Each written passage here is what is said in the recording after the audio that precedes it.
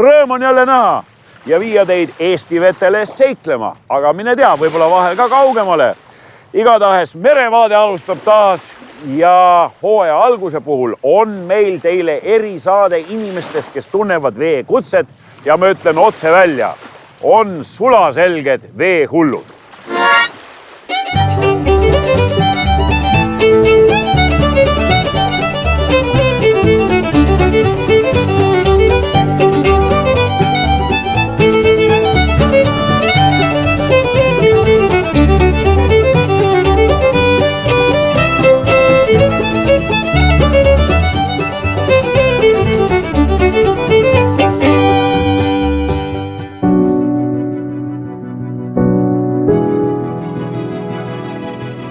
Ma naudin praegu veel kindlal maal seismist, kui niimoodi võiks ütelda.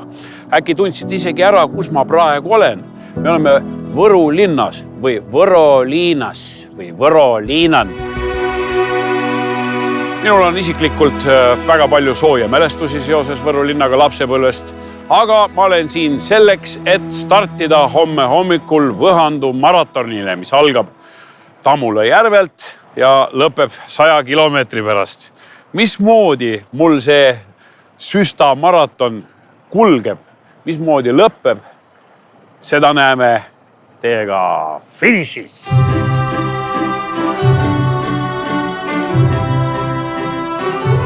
Võhandu maraton stardib Võrust 14. korda ja iga aastaga on üritus hoogsalt kasvanud. Just nagu Võru lingi, siin käib pidev töö. Ajalooline keskväljak sai just uue ilme ja ratastel linnamööbli. Äsja valmis ka uus korterelamu vaatega Võru merele ehk Tammula järvele.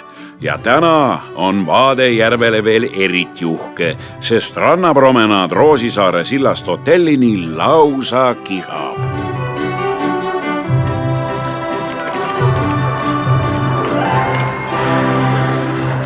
Jau, Klemm, tule! Tervitus, ma Marko! Nuku. Tervitus. Paned tõuksiga, jah? Jah. Aga kas sa järve peale aerutama ei lähe? Ei lähe. Aga ma vaatan, teil on siin lausa maailma tasemel skeidipark. Muidu oli seal mingi puidust, aga ta oli siuke katkine ja vist nagu puit oli juba mädaniseni. Ma kuulsin, et teil on siin mingi lastefestival kõva tulemas või? Jah, see on igast lõbustused, batuudid, igast nööri peal saab kõndida, tsirkus saab ise harjutada ja mustkunsti saab natuke proovida. No vot, lapsed ootavad Võrus omi üritusi. 14 000 külastajaga lastefestival juuli lõpus on küll suve suurim sündmus, aga kevadel tullakse kokku ikka Võhandu maratoniks. Tänavu registreeris retkele ligi 1200 paati, kokku ligi 2500 inimest. Et taoline 100-kilomeetrine jõge mööda kühveldamine 14 aastat tagasi alguse sai, selles on süüdi matkasell Hillar Irves. Mäletan, et olin vist 7-aastane, kui isa võttis mind kaasa esimest korda ja sõitsimegi terve jõe läbi. Ja kuidagi jäi see meelde. Aastaid hiljem, kui juba ise sai sellist seiklusporti tehtud, siis tekkis mõte, et kas järsku oleks võimalik ühe päevaga kõik läbi sõita. Ja see mõte ei andnud enam rahu. Ja kriipis nii kaua hinge, kuni ütlesin ühele sõbrale, kuule, tavai, lähme teeme ära. Ja kui mingi järsku 15 tundi hiljem Lämmijärvel enam-vähem väikse õlle kokku lõime, ütlesime, see on võimalik ja nüüd teeme maratoni ka. Ja nii see alguse sai. Start antakse hommikul varavalges. Minule on antud taheautoorist väga mõnus matkasüst selline, kuhu saab igasugu asju panna, sööke, jooke, kuivi riideid, telke, ma ei tea, mis asju. Küllap ma vastu pean. Siin on palju naljamehi täna, ma nägin juba hommikul vara. Küll koera kostüümis, küll lehma kostüümis. Eile oli meil pühad. Me oleme siis need munad, mis jäid söömata. Ei oska karta midagi praegu. Esimene kord, kas ma siis midagi kardan? My name is Kristina and I'm paddling with my husband Matthias and we came from Sweden. Kui me umbes mingisugune 6 kilomeetrit tunnis lähme, et siis kuskil 17 tundi peaks olema, et mingi kuskil südaööl peaksime jõudma midagi sellist. talking. I am from St. Petersburg. Here, just fun, just sport. It's great. Inimesed on juba väga närvilised. Kuigi stardina veel natuke aega, kõik juba kühveldavad. Ma ei viitsi ka oodata. Nüüd käis palk. Nüüd on ametlik start antud, nii et nüüd võib sõita. Esiteks läheb siis 5-kilomeetrine ring ümber Kamula järve, ümber Koide. Ja siis sõidame Roosisaare sillalt läbi ja jõuame Võhamürgi.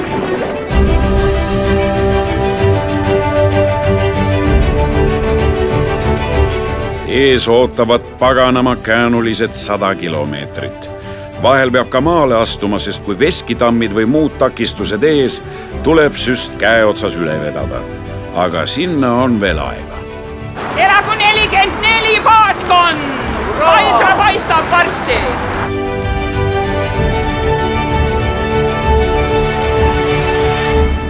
3-5-4, hurraa teile!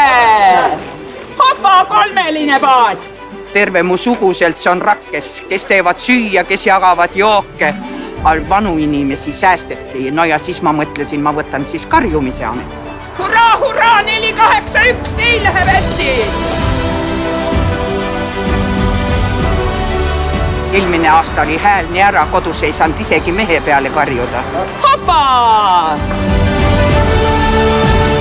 Üsna ruttu torkab silma, et jõel pole täna ammugi ainult kanuud ja süstad, vaid leidub igasugu isemoodi vigursõidukeid. Väga kutid! 6. olete!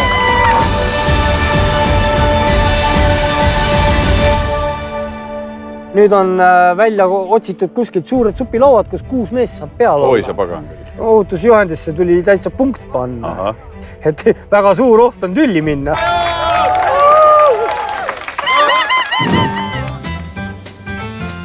Kui 31 kilomeetrit läbitud, jõuame esimese üleveoni Paidras.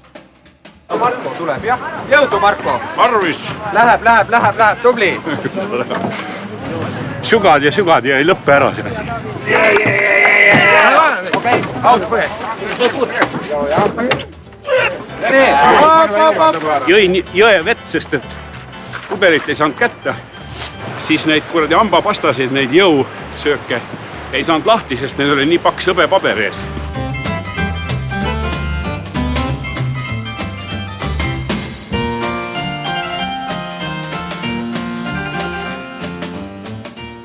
Kaasaegse tehnika vaatamine siin. Väsita veel natuke. Palav. Nüüd on hästi. Nüüd jääb Võromaa selja taha. Edasi kulgeb jõgi mööda Räpina valda.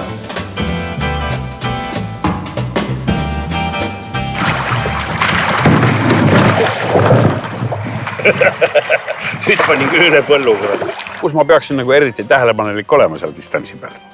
Seal, kus kivid on. Seal, kus kivid, jah. Aga neid ei ole näha, need on vee all. Seal, kus on kärestikud. Seal, kus on kärestik. Ja seal on seda ohtu paati lõhkuda, seal on oht ümber minna.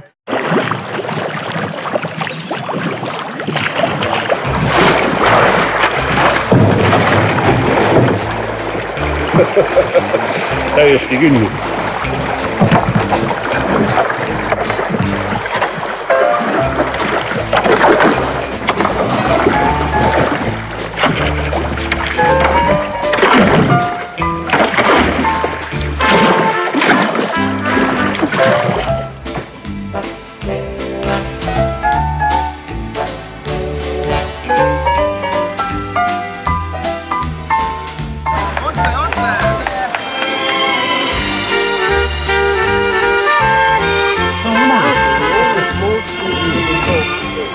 Tõenäoliselt selliseid kivi puudutamisi tuleb veel, et kohati on ikka päris madal see vesi. 41. kilomeetril Leevi külas tuleb taas süsta tassida ja kärmelt hernesupp sisse vohmida, et käed ikka tuuleveski tiibadena edasi sahmida jaksaks. Viljandist oleme. Viljandi paadimehed.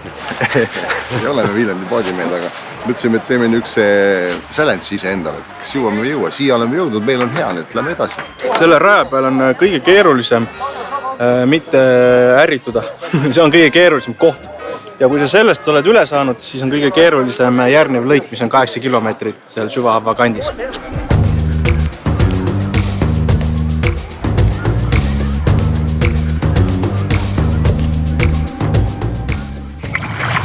Kurat, hernesupp kõrvetab.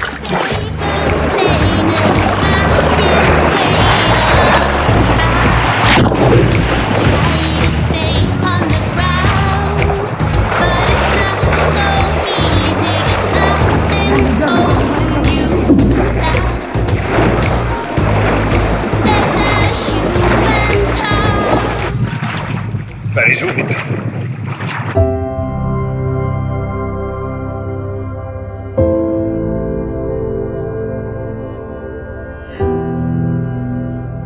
Mida ohtlikum, seda põnevam ja üks paras kärestik ootabki ees. Seda puhku süvahaval. Seal asub Viira veski, mille juures on mõndagi juhtunud. Ma tulin juba eile, vaatasin koha üle ja ajasin peremees Rainiga paar sõna juttu.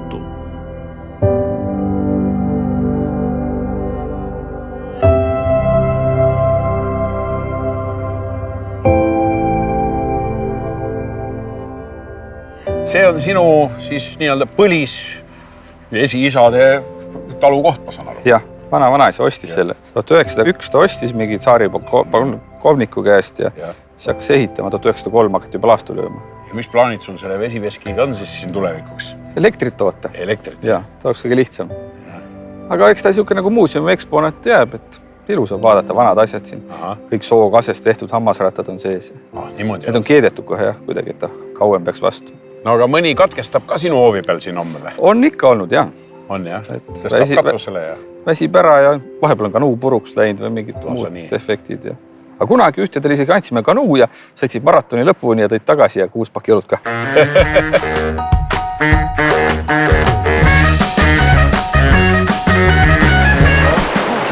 Oja värkendamine. On. Ilmselgelt pole Viira veski tamm igale viikingile lihtne koht. Paadipõhjad keeravad end taeva poole. Kivi oli see tõmbas asi otsa ära. Meil koos hoega sa üldse riided vahepealt. No nii, pool maad on sõidetud. Veel 50 kilomeetrit seda jõge. Ja finišisse. Kas ma lõpetan täna või ei lõpeta, see selgub umbes 5 tunni pärast.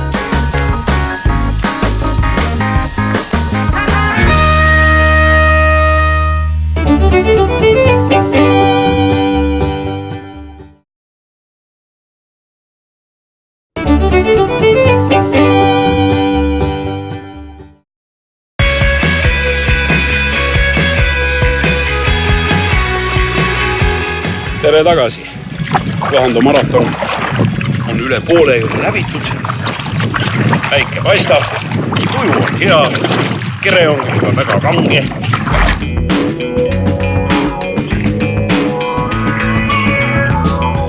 Mida edasi, seda kangemaks kere jääb. Kõik annavad endast viimast, et enne pimedat finišis olla.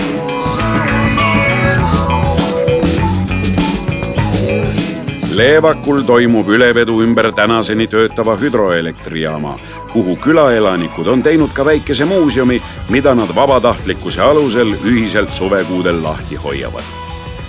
Teatud põlvkonnad mäletavad seda Leevaku hüdroelektrijaama tänu Juhan Smuuli Järvesuguste brigaadile ja sellele poeemile, et mis siis oli 1947, aga see ongi see, et kui poeem ütleb, et 1947 tuli ja tuli maale, siis tegelikult oli vool või elekter nii-öelda, siis tegelikult hakkas see palju varem, et 1917 on juba siin oma tarbeks niimoodi külas elektrit toodetud.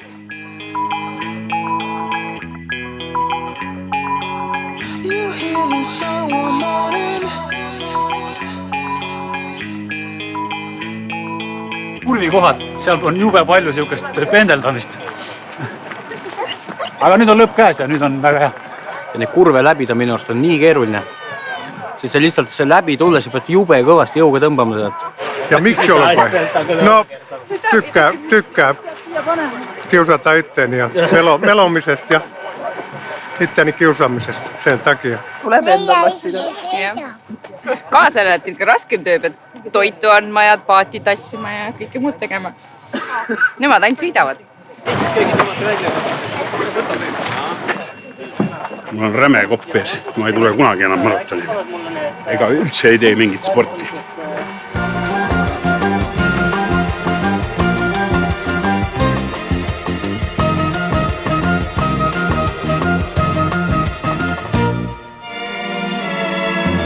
...15 kilomeetrit veel ja jõuan viimase üleveoni Räpinas. Sealt edasi algab juba lõpuspurt finišisse. Kui eile marsruudiga tutvumas käisin, kohtusin Räpina vallavolikogu noorima liikmega, kes teadis sellest mõisasüdamiku ümber kujunenud linnast vallatuid lugusid rääkida.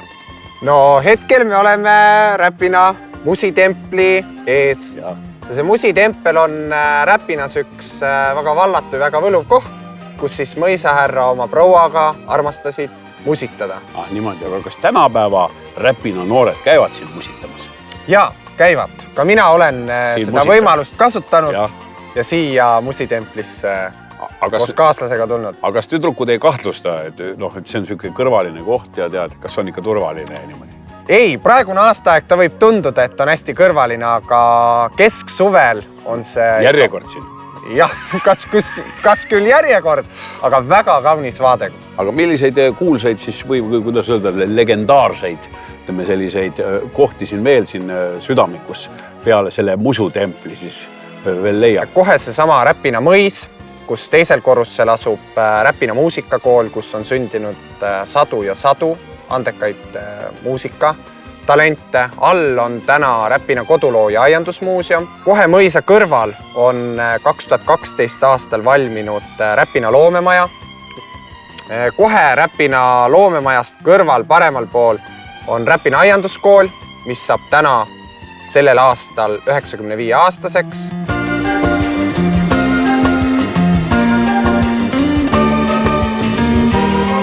Ja loomemajast vasakule poole jääb siis vanim töötav tehas, see on siis Räpina paberivabrik, mis sellel aastal tähistab 285. aasta juubel. Ta töötab tänaseni vanim tööstusettevõte, mis töötab Eestis. Maratoni ajal muidugi ajaloolist Räpinat imetleda ei jõua. Kõigil on nüüd tuli takus, sest algab lõpuspurt Võõpsu sadamasse. Veel viimased 9 kilomeetrit. Tõmbistunud pilk paadinenas, minul ringi vahtimiseks enam soovi ei ole. Pealtvaatajatel aga on aega imetleda küll ja küll. Terve distantsi jooksul on kaldad olnud rahvast täis. Eriti paistab veerahvas meeldivat koertele, keda nende armastavad peremehed sahmivaid rumalukesi vaatama on toonud. Siuke võib närida ka päris hullult, eks ole? Päris kuri on, aga kalale päris ei tule. Väga külm, vaata, et ta vette ei kuku. Jaa, ei kuku. Inimeste päästmine on nii suurel üritusel läbi mõeldud ja päästjad valvel. Aga Räpinas on igaks juhuks valvel ka kohalik loomakliinik. Teil on siin Räpinas tegelikult väga palju vett sisemaa kohta. Kui palju või tihti tuleb ette, et inimeste lemmikloomad on näiteks siin samas Räpinas vette kukkunud üldse? Vette kukkunud on, aga ütleme selliseid traagilisi surmaga lõppevaid asju ei ole olnud väga. Aga mis temaga siis üldse juhtub? Kas ta tõmbab vett kopsudesse või ala jahtub või mis? See oleneb, kuna ta kukub. Kui vesi on külm ja kui ta kaua on vees olnud, siis ta võib väga suure tõenäosusega ala jahtuda. Kui inimene ta veest välja tõmbab, siis esimese asjana on vaja lihtsalt kuivatada, et sooja kohta viia autosse, tuppa kuskile ja muidugi tavaline föön. Ja, et ei vali kõige kuumemat programmi. Kas te soengu vahtu ka panete ja lakki? Pärast. Pärastpoole, jah. Et lihtsalt tasakesi ei pane vastu, tasakesi niimoodi hakata kuivatama.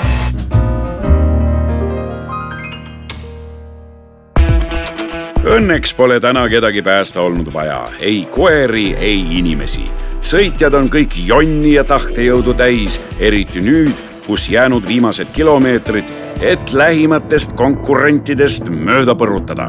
Meil on üks samasugune paet taga, vaata. Aga muidu väga hea. Kõige mõnusam osa, nüüd hakkab maraton. väga hea, tuju näha. Jaa. Finišis on niimoodi, et meil on kontrollaeg 24 tundi. Ütleme selline 22,5–23 tundi ikkagi on jah viimastel, täitsa viimastel. Ikka, kes sellest ajast üle lähevad, seal mingid joodikuid või nii, siis te jätate nad sinna.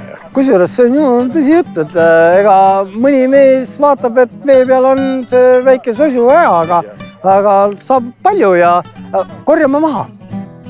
Esimesed mehed on ammu juba saunas ja lõpetasid maratoni vähem kui 8 tunniga. Viimased, nagu öeldud, liuglevad vaated 3 korda nii kaua. Minu ja minu lähedal sõitnute aeg peaks jääma 11 tunni kanti. Meil oli eesmärk alla 11 tunni sõita ja saime 5 minutit alla 11 tunni. Rank. Oi, jalad on nii kanged. Vahepeal oli ikka väga mott maas. Nii et see, et kohale jõudsime, see oli juba suur saavutus. Kena sõit, poisid.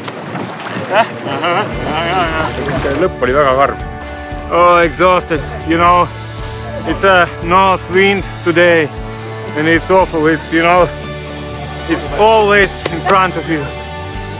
Ja nii ongi. 11 tundi ja 22 minutit hiljem astun Võõpsus kaldale. 100 kilomeetrit selja taga ja tulemus 115. koht.